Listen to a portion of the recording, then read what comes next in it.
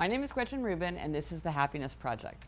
The pigeon of discontent for this week is, while I'd like to start a happiness project myself, I can't seem to figure out how to get started. It all seems too overwhelming. How does one select where to start? Well, I know happiness can feel very transcendent and abstract, and everything's tangled up with everything else. So I'm going to give you some ideas for where to start, just to begin, because once you begin, then it's easier to do more challenging resolutions later. So the first thing to do, which is so basic, get enough sleep. Most people need at least 7 hours of sleep. And if you feel like you're overwhelmed or blue or paralyzed or listless, you may just be chronically sleep deprived. And just having that energy is going to make it a lot easier for you to do other things that are going to contribute to your happiness.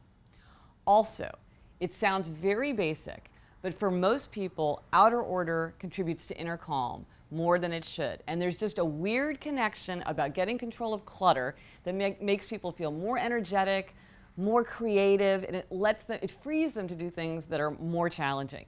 So just try to get control of clutter. And there's a lot of little ways. Suffer for 15 minutes. If you can't deal with your basement, just work on it for 15 minutes a day. Go shelf by shelf.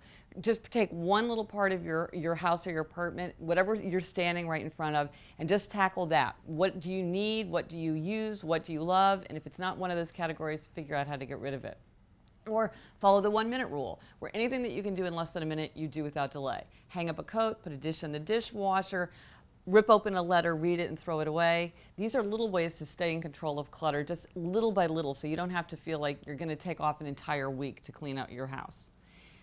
But the most important thing that you can do for our happiness project is to work on relationships, because relationships are really what make people happy. So anything that you can do to strengthen your existing relationships or expand your relationships is likely to make you happier. So think of something like everyone in your household, make a resolution to hug more, kiss more, touch more, or start a book club or another kind of club so that you have an occasion regularly to get together with friends. Make a commitment that you're going to have a lunch date once a week. Figure out ways where in some kind of manageable, realistic way, you can make an effort to strengthen your relationships with other people, because that's going to add a lot to your happiness.